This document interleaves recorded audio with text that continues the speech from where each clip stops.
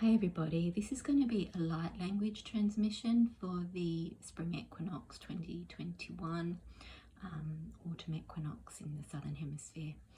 I'm showing you this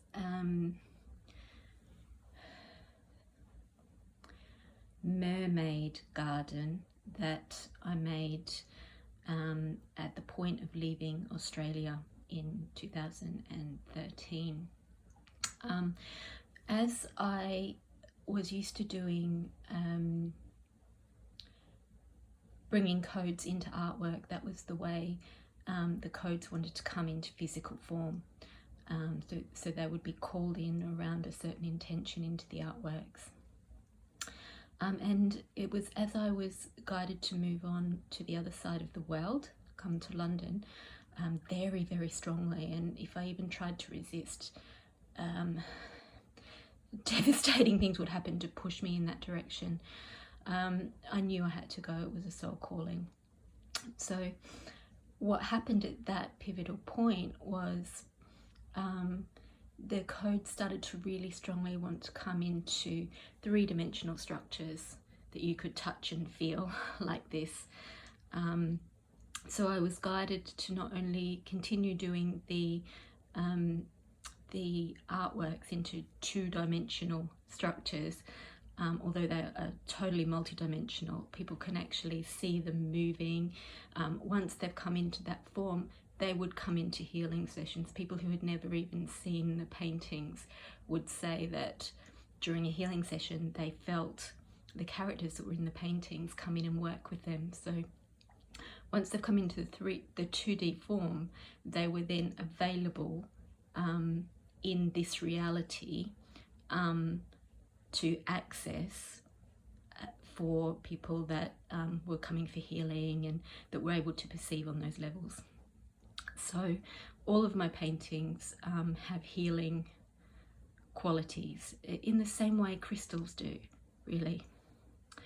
But yes, at that point, when I really needed to be focusing on moving country, and there's so much to do when you're moving country, what happened was I strongly needed to drop codes into 3D structures, and 3D structures that were to be left there in Australia.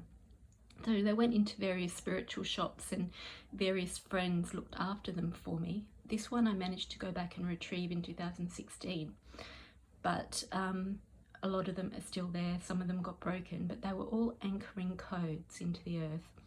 So these are full of crystals and feathers and all sorts of things, pearls, and I always have this with me as a centerpiece. So really just showing her to you because she's anchoring energy, and for some reason I need to bring her into the portal today. This has become my little healing portal, my channeling portal, with these crystals in the golden ball, almost like representing the crown chakra of the collective and the base chakra anchoring the codes. So for some reason I wanted to tell you a bit of the mechanism around that, also as an introduction for the codes that have come into another 3D structure for today, for the equinox, around the twin flame unity, the anchoring of the unified divine masculine feminine into 3D reality. So I'm going to do a little activation of that with you guys. And all of the paintings actually interact with each other. So I often find I need to put them in 3D geometries, kind of like rituals, kind of like light language structures that pull in frequency. And that was happening well before I was guided to do them in this way. And at the moment, that seems to have elevated at the moment as well to me wanting to do like real gardens, and that you walk into as geometries, anchoring the light and the codes. That's always been there, but it's really coming to the fore at the moment. But I also today am really feeling to get out in my garden and grow some things, fertilize them, plant them, bring light language into them. I read an amazing book. I never finished it because I don't really read very much. And I get so much frequency from books anyway, just opening them.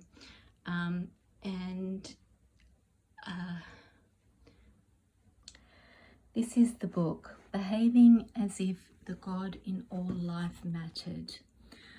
These people actually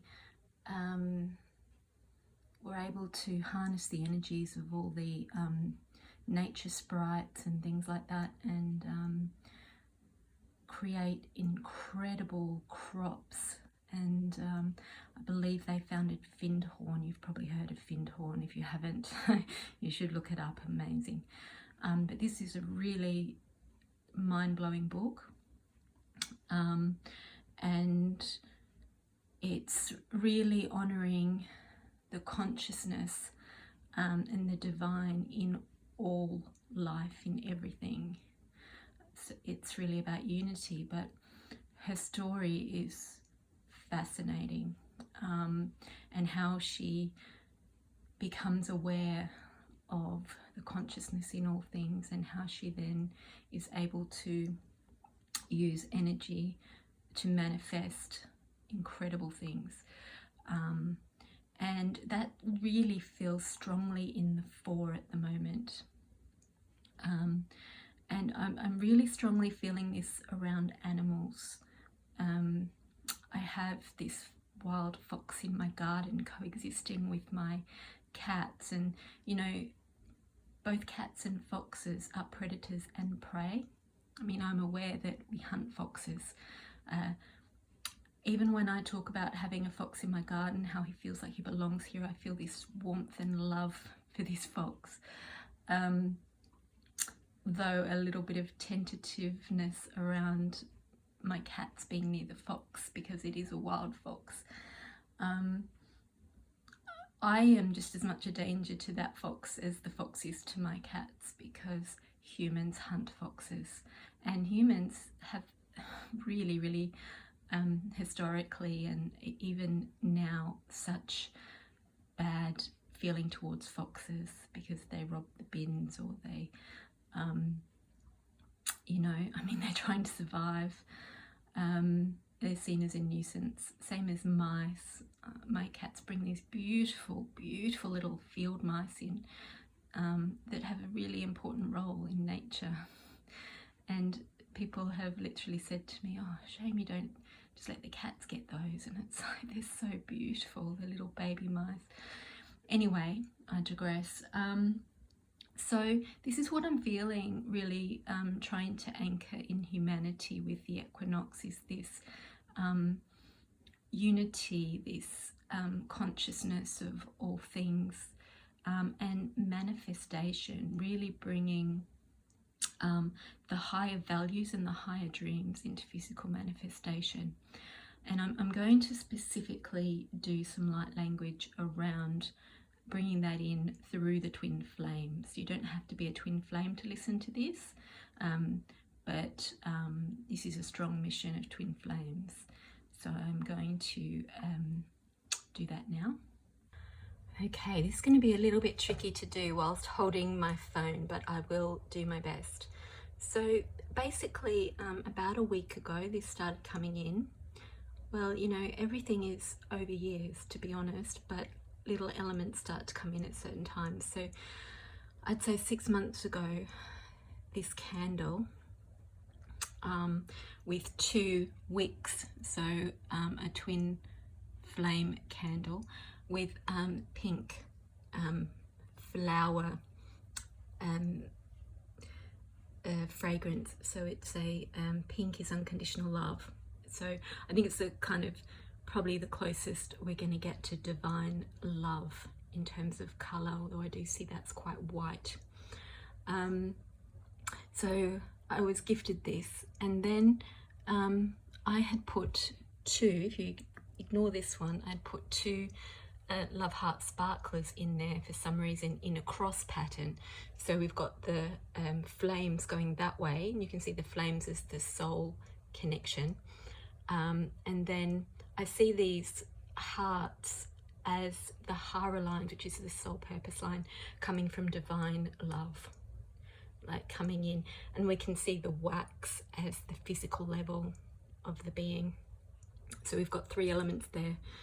And it's like divine wisdom, I would say, is represented by the heart sparklers in terms of divine mission, divine knowing, divine purpose, what spirit has brought us into physical form for, and connecting that divine right down through like a flag in the ground into the physical form represented by the candle.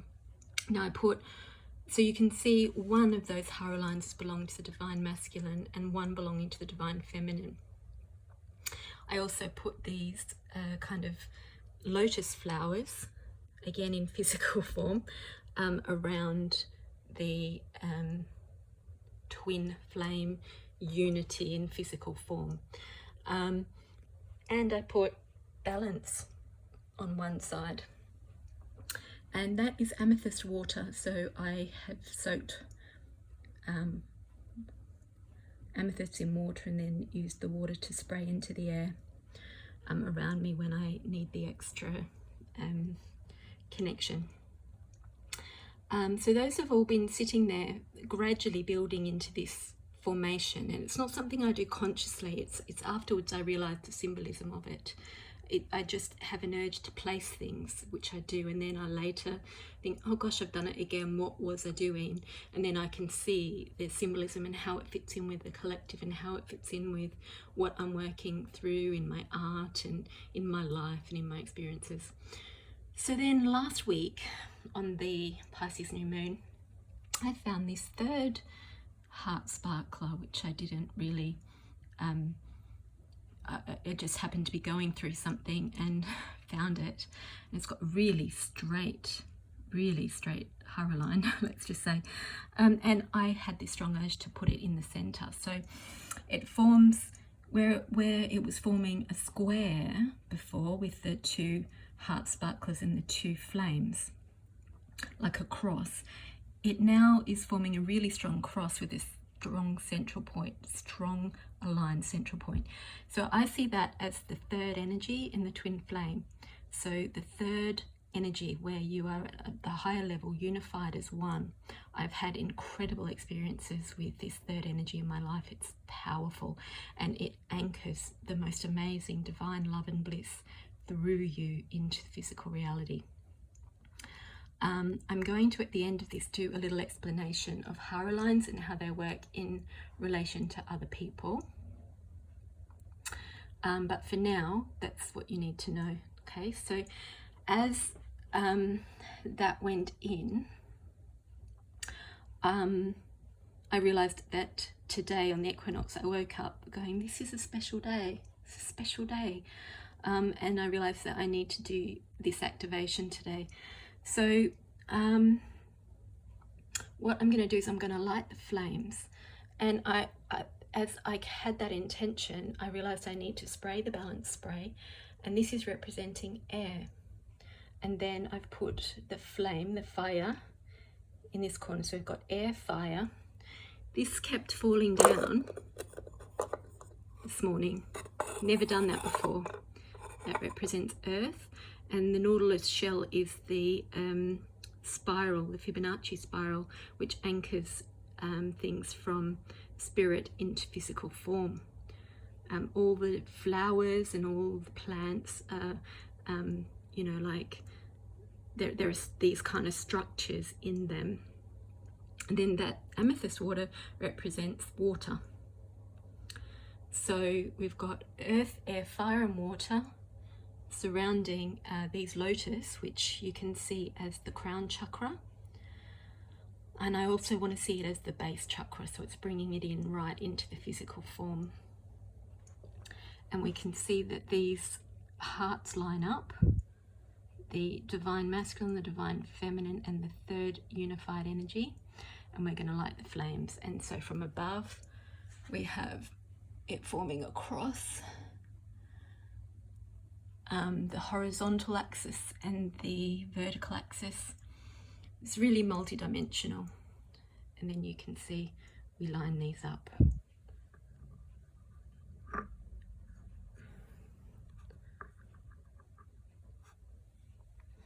So I'm going to just stop the recording so that I can light the flame.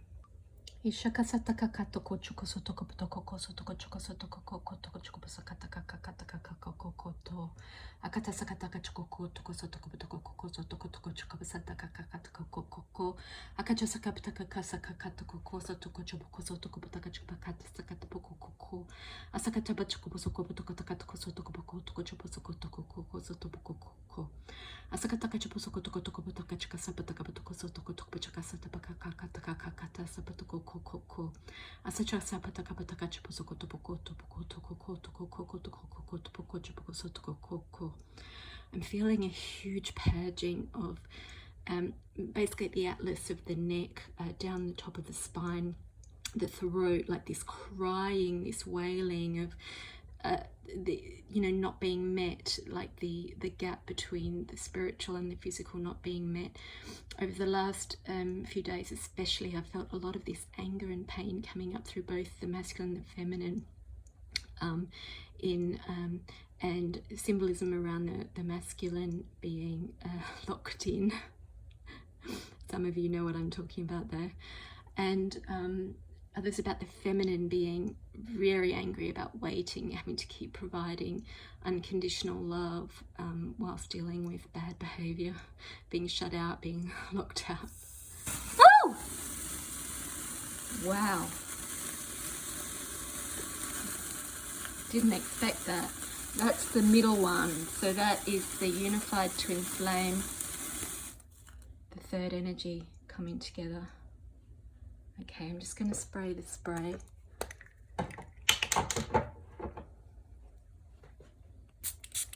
Hopefully you can feel that spray. It's purple and white clover, honeysuckle and wild rose.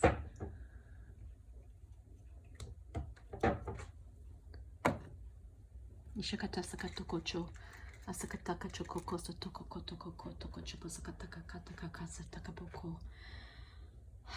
Akachasapataka kasa takabotoko cho. Akataka kakaka. It almost felt like the tower, because it was like a shock from heaven, and it cleared the neck and the throat. So it feels like authenticity coming in, and that bridging of the higher and the lower, where there was a bottleneck as such. And I can feel it now moving right down through this past the solar plexus. The solar plexus still a bit stuck. Sakataka choko koso toko potoko koso toko chopo koso toko koko toko chopo koso toko koko. Asakataka kasataka kataka chikoso toko potoko cho. Asakataka chopo koso toko koto pochoko toko koso toko potoko koso toko chopo koso toko ko. Okay, I just need to light the lotus flowers. One sec. Sorry I couldn't do that on camera, it's just I don't have enough hands.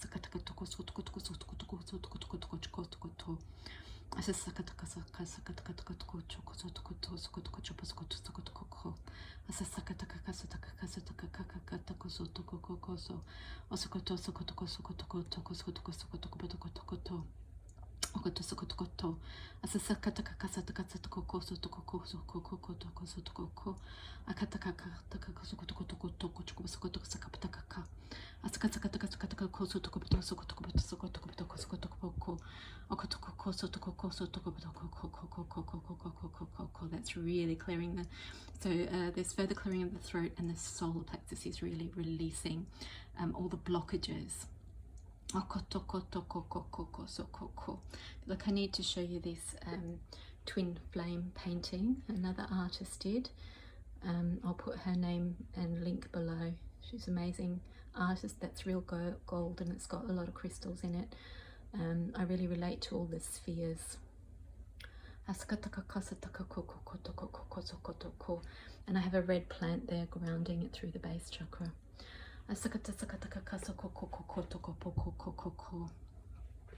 So you see this shadow of the heart there on the wall.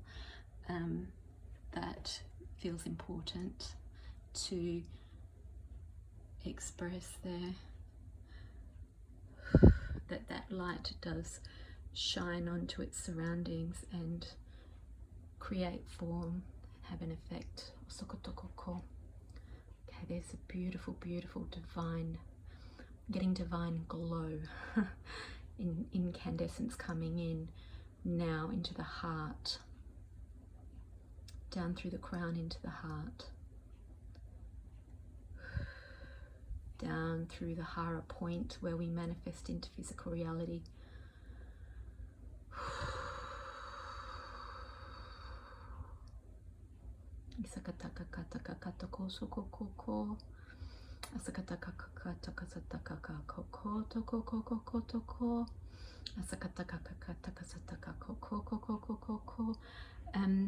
The frontal lobe and the third eye really being activated and opened.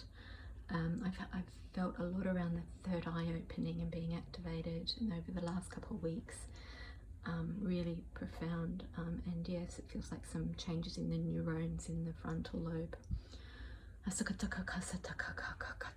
Real clearing through the solar plexus.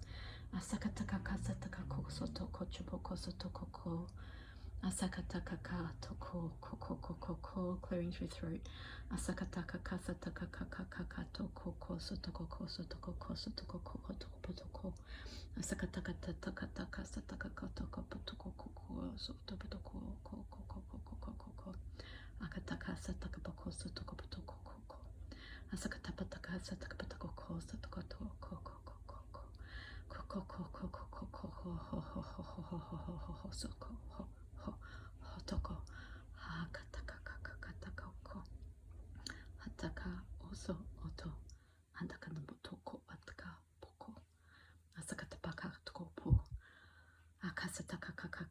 Really big clearing coming through. It's really massive, just clearing out. It's like a final clearing. I know I said that on the last video with the rainbow serpent, but this is still part of that process.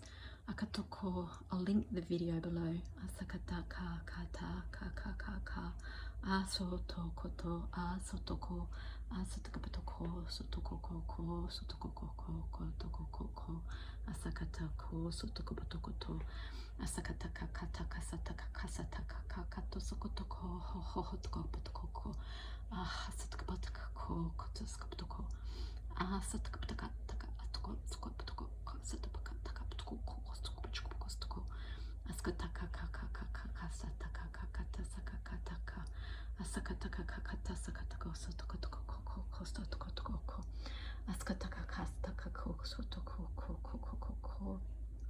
That spine being cleared at the physical levels.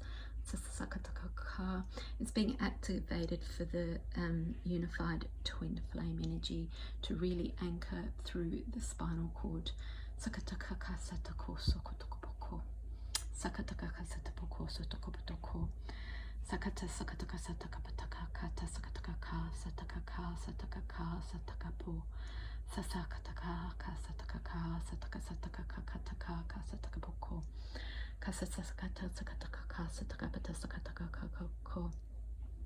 I'm feeling to express that even if you don't receive, if you're not listening to this on the solstice, it's still relevant at whatever point you listen to it. Or it may also be that you listen to it now, but it's more relevant for you later, further down the track. So you may be guided to listen to it again. Asasakatakaka ataka koko asapataka asakataka sakatakako sotokopotoko asasakatakaka sataka sataka toko sasasakataka sataka sataka sataka sotoko sasakatakaka sataka pasokoto sakataka kakata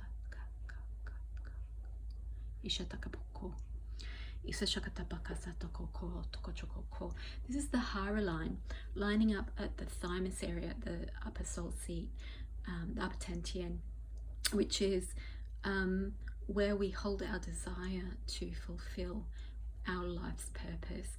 And this is the middle one, the unified twin flame, the third energy anchoring through there, that really straight pole. It's perfectly straight, so you can see that the twin flames, the divine masculine and divine feminine on either side, their poles are a little bit, you know, disheveled from life and from everything they've come across and had to deal with, and their wounds and traumas. But the central one, that pole is straight. So that straightened pole of divine purpose and mission is coming in, and I can feel it through that thymus area now. And it will, as I'll demonstrate in a picture later, it will straighten the other two poles gradually. It will affect them. So it's like the relationship Hara point, Hara line, anchoring the divine mission of the relationship into the earthly planes. So as each of those divine masculine, divine feminine relate to that divine relationship, it affects their Hara lines. I hope that makes sense. Inakokoko. So it's cleared through that, down that midline, and it's working its way down now past the solar plexus down to the Hara point at the navel area, the dantian, that we manifest our mission into physical reality.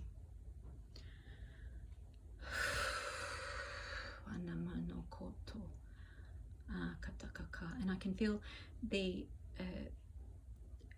sacrum and the tailbone in the spine realigning, straightening up,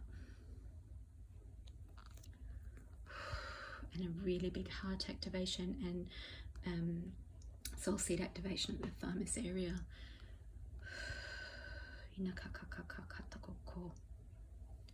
Yeah, can feel that dropping through the lower dantian now, the Hara point, down, anchoring through the base chakra down into the earth. Yep, that's good.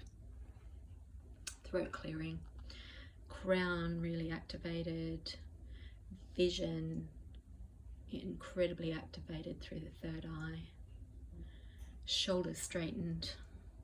Inakakatoko, akatokoko, akatosokotoko, kakatapo, to, to, ako, ata, acha, oh. Feel it now permeating out through the back of all the chakras, through the energy field, this unified higher purpose energy. You don't need to be in physical union with your twin flame to be receiving your unified twin flame mission.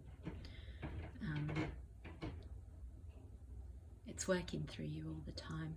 It's just being anchored at a more physical reality level, and it's clearing out the blockages in the way.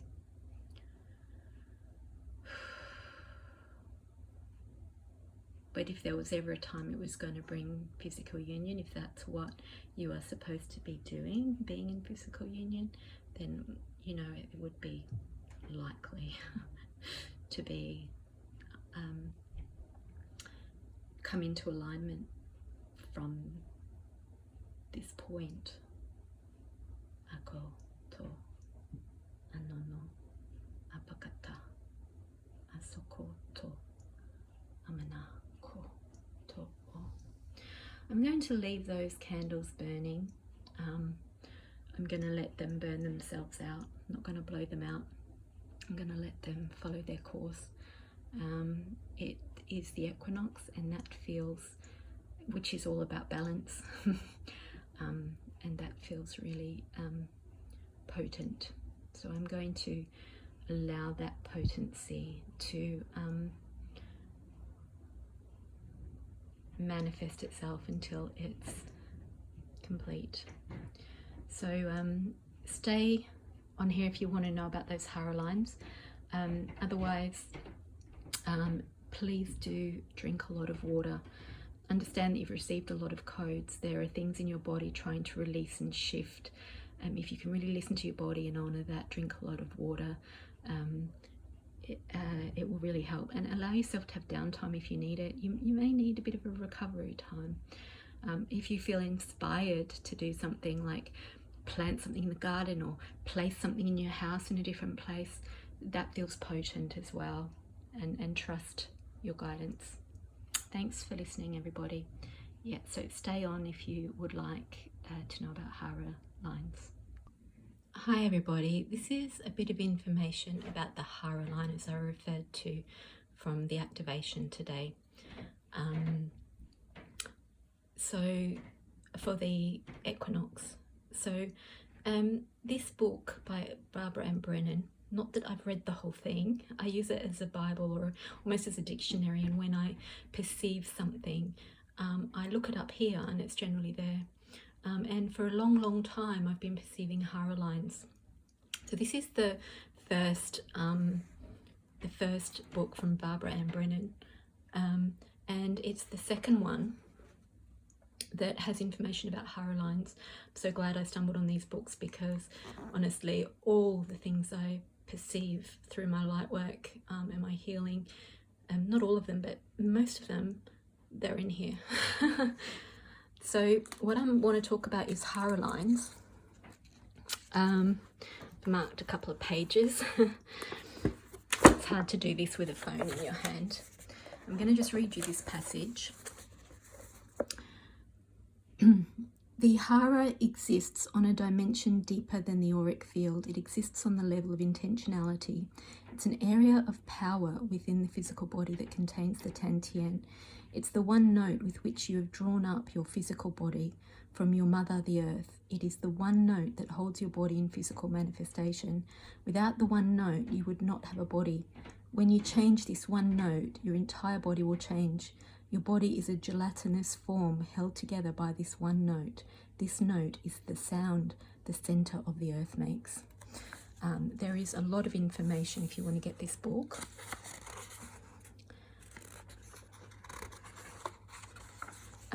But what I want to show you, there's all the different dysfunctions you can have that prevent you from being in full alignment, or the blockages in the way to your full alignment to your soul's purpose. But this is what it looks like. So it's from the, it connects you from the densest part of the earth, the densest matter, densest vibration, right up to the highest frequency, or the God frequency, right, where you are one with God. So it connects you on all the different multidimensional levels. So it's like your bridge to all aspects of yourself is how I see it. It's showing a blocked ID point there at the top where you individuate into your identity. But we all have one of these, and every relationship we have has one of these. So I have one of these with my cats. I have one of these with my house.